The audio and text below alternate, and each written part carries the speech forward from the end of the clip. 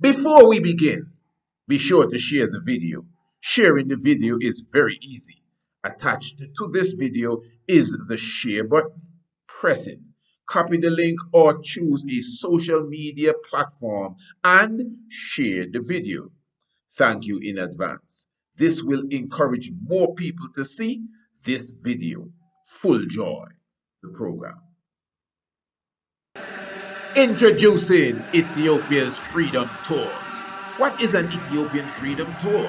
We are giving you the opportunity to visit us in Ethiopia on your terms. You pick the date, summer, spring, October, or December. It's your choice. 3 days, 5 days, 7 or 9 days. It's your choice. Several options to choose from. Tour Addis Ababa, Tour Shashamani, Hawassa and Wando Genet, Lalibela and Aksum, or a combination of them all. It's all up to you. Need more information? Check our Freedom Tour booklet. Press the link in the description or email us at priestisaacinstitute@gmail.com. Ethiopia Freedom Tours. When will you be coming? And that was beautiful. So what we're going to do now, let us summarize all of this. And this is why it is so important that everyone become a subscriber, an official subscriber to the Tiger's Nest program. Because between the program that we are now completing tonight and the previous program, I mean, this has been definitely a wealth of knowledge and information going forward, looking at this whole science of evolution. So I'm sticking to my guns here because, as we said, and you can clearly see, science in general is something that is just continually moving on. It's like it's growing. Now, the absolute science, the architecture of the universe is just that. It's absolute. But this whole craft of science, the discipline of chemistry, the discipline of physics, astronomy, and all the other science, it is something that's in the process of growth.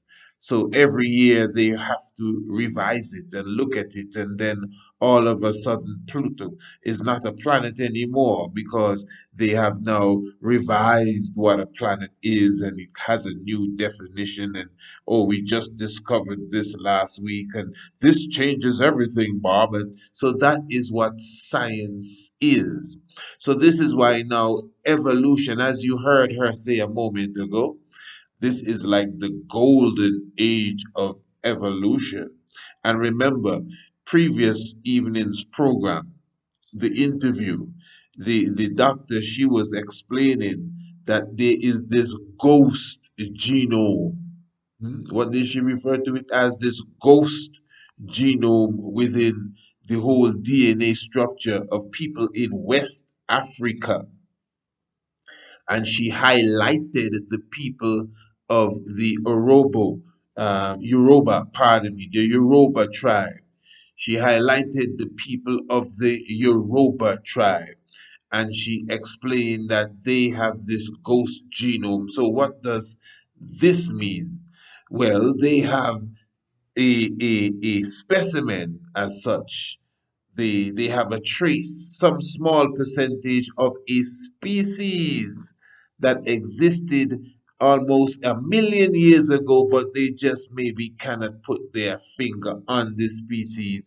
They would not have discovered it as yet. So they would have discovered so many within the last 20 years. You heard her highlight the Hobbit. Even from the previous program, they speak of the Hobbit and that little skeletal structure that they originally found. And then they said, no, man, this is not a human being. This is dwarfism. And then afterwards, this was found on the island in the South Asian Sea there. And then the other um, specimens of the same species began to pop up in that region and in different places 100,000 years apart according to their carbon 14, and there are other means and ways of detecting how old these fossils are. So you have that. You have the Neanderthal, and again, the point came up that the original African does not have the Neanderthal in his whole genome, his whole gene structure itself. It's just not there. And that is why Neil deGrasse Tyson made that statement on the media that the pure African is unlike any other race because you cannot find a mixture of these, some of these archaic sort of pre-human beings inside of the makeup of the black man.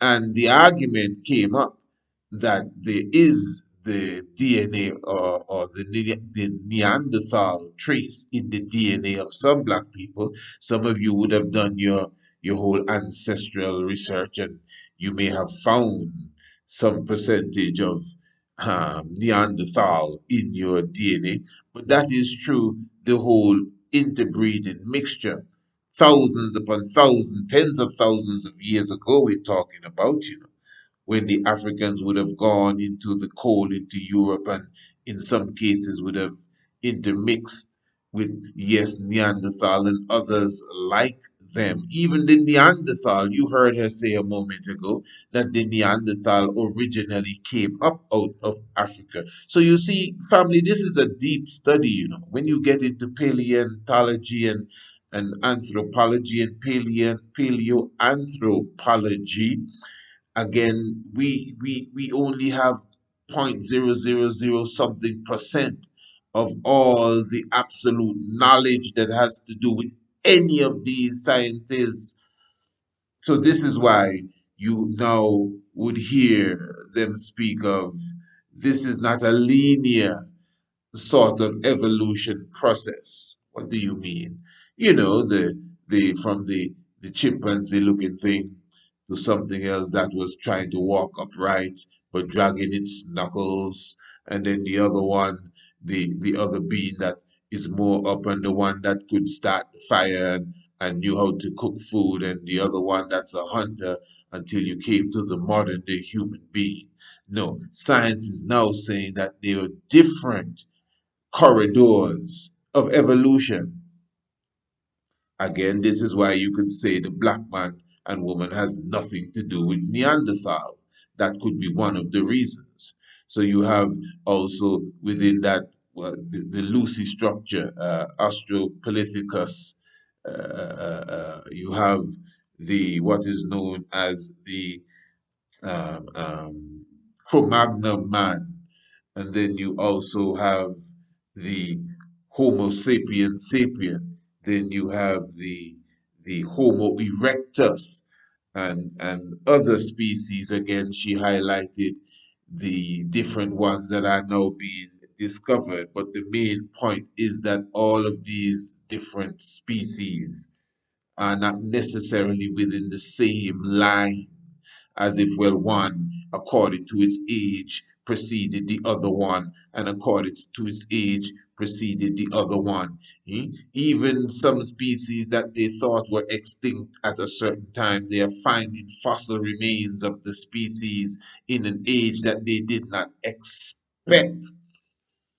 And there are many, many different species of the pre-human fossils, almost like dinosaurs now, that are have been found, are still being discovered even up to a day like today. If you keep up to date with your scientific journals, your paleontology journals and your anthropology journals, and even your archaeology journals, you would see that these discoveries are continually taking place. So that is why science is revising its whole construct and all such. And this is why I will say again, to separate creation and evolution to me is not necessary. Any open minded human being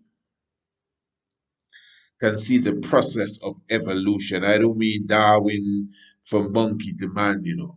I mean just in general.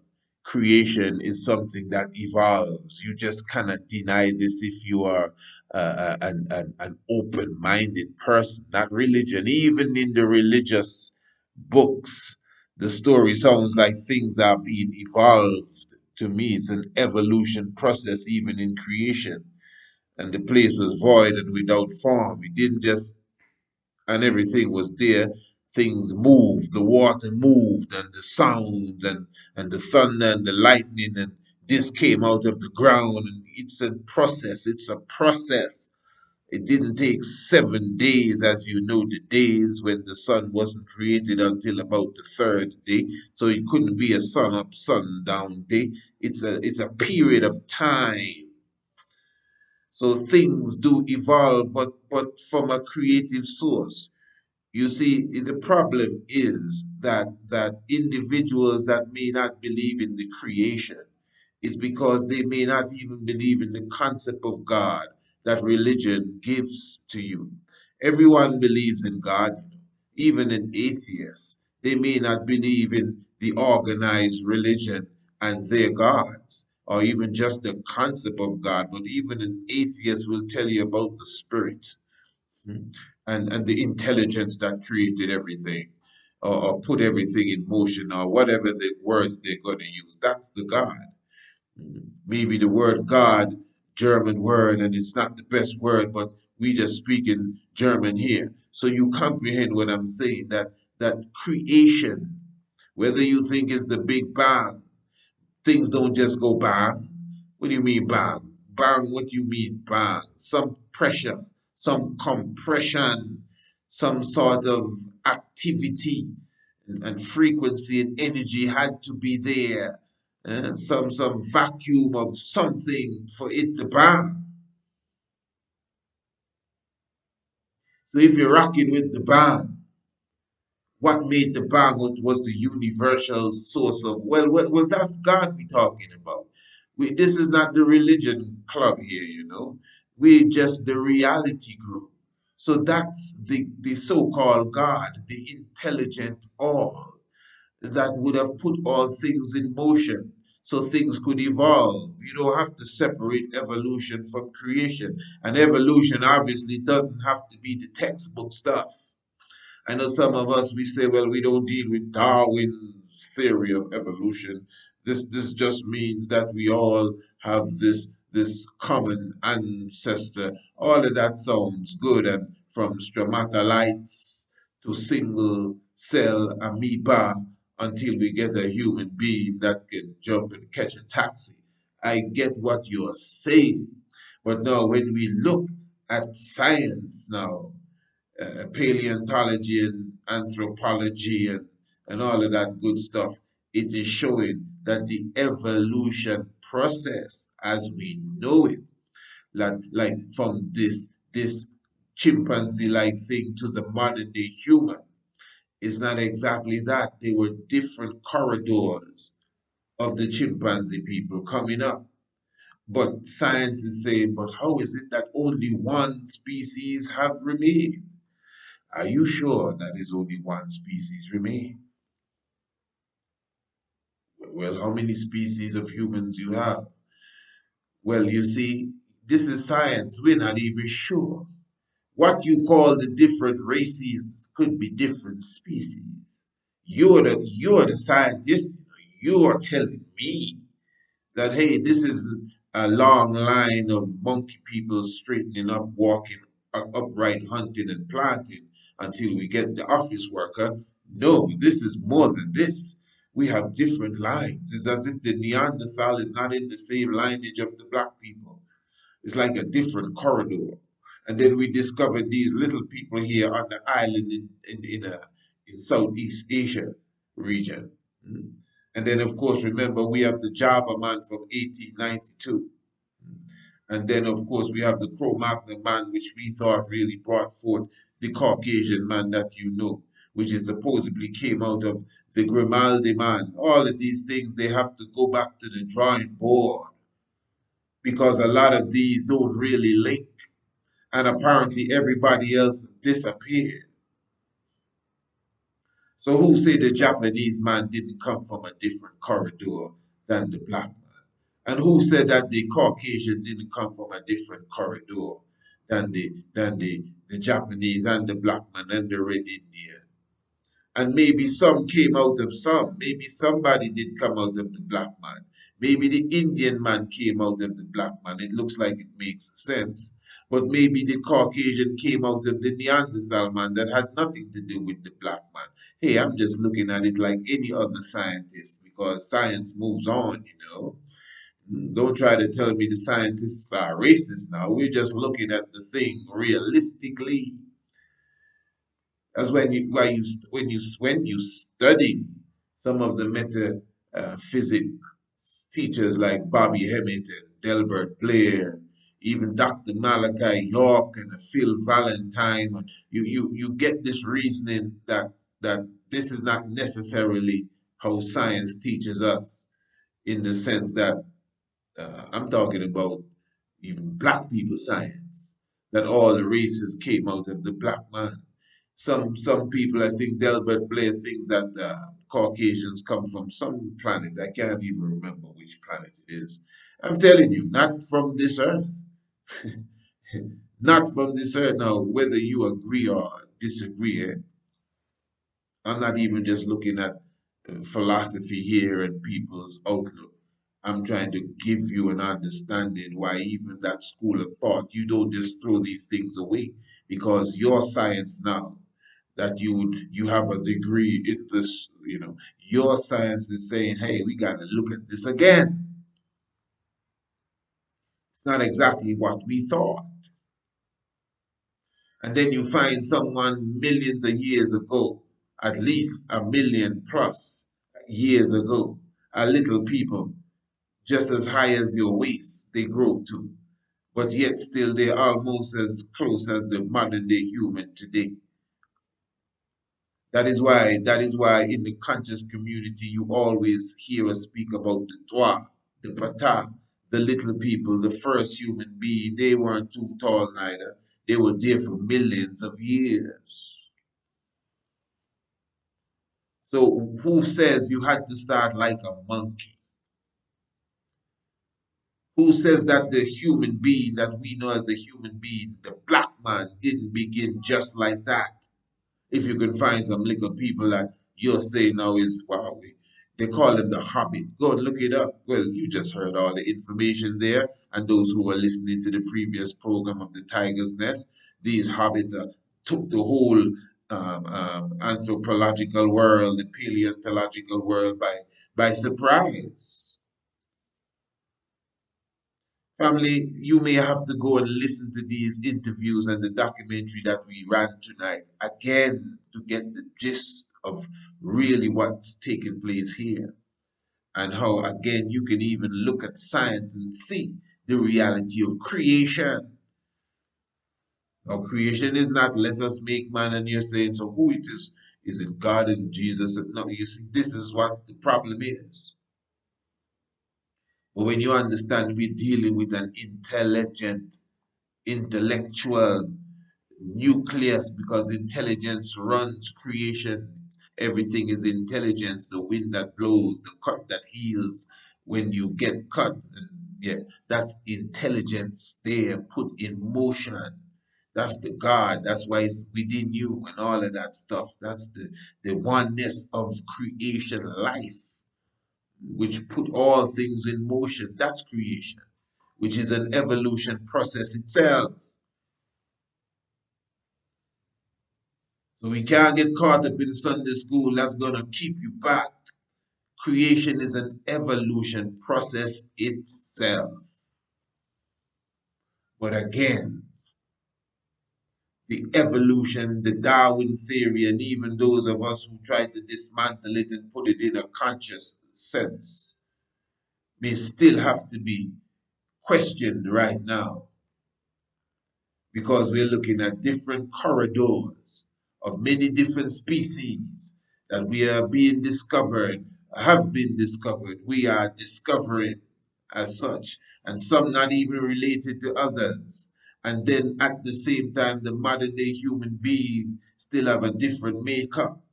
Hmm? Amongst themselves. There are those that don't even have Neanderthal and those who directly came from Neanderthal. This is my point.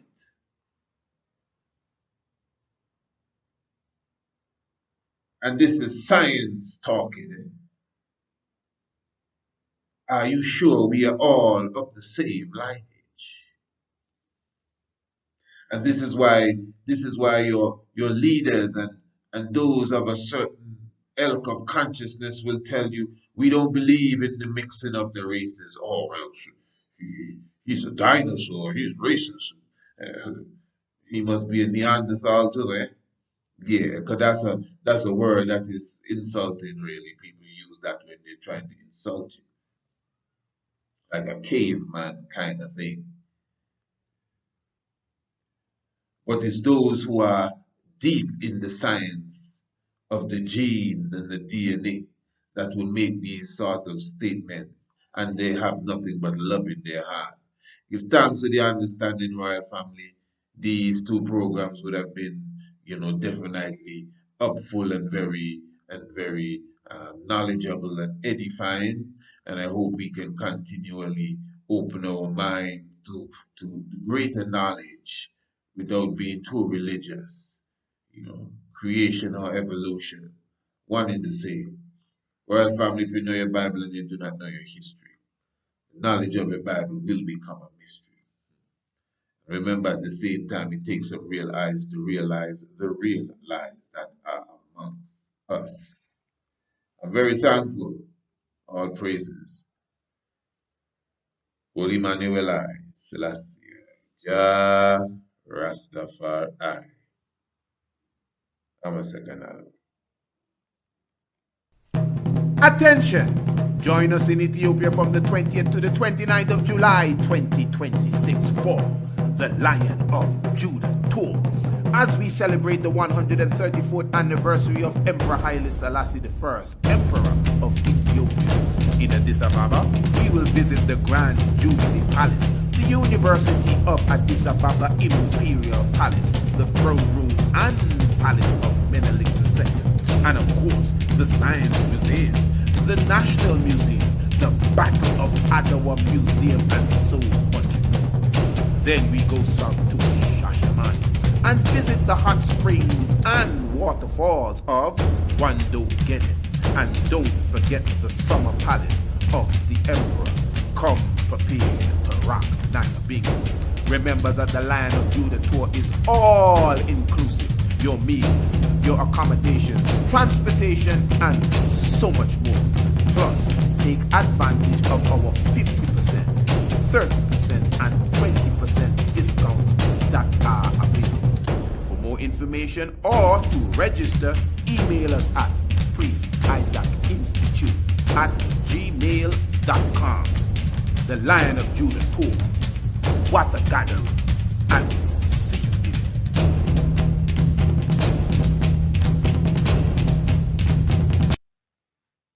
For all those who are planning to be with us in July for the Lion of Judah tour from the 20th to the 29th, we have created a booklet answering all the questions that you would have as it relates to this upcoming tour. The itinerary is also included in the booklet. You can get the booklet in PDF form by emailing us priestisaacinstitute@gmail.com. But in the description below the video, you have the link to the digital flipbook version of this booklet, The Lion of Judah Tour. You get all the information on where we will be going on our events. You have all the information as it relates to the special discounts, the 50%, the 40%, the 30%, and of course the full price, which is still very economical for the grand tour that you will be getting. The marvelous package that we would have put together for this upcoming Lion of Judah tour. So again, press the link in the description below for the online flipbook, or email us if you prefer the PDF, Priest Isaac Institute at gmail.com. Sign up today for the Rudiments of Ancient Astronomy course and take advantage of our 50% off. The 50% discount is for a limited time, and you will receive the full course for only $99.99 United States dollars. The Rudiments of Ancient Astronomy, professionally done. The graphics are definitely top-notch. Email us, Priest Isaac Institute at gmail.com. Designed for the mature mind and also for the young thinker. To everyone who has been asking, Priest Isaac, how can I make a contribution to the Institute? Press the link in the description and you'll get all the information that you need to do such. We truly appreciate your inquiry. For more information, email priestisaacinstitute at gmail.com.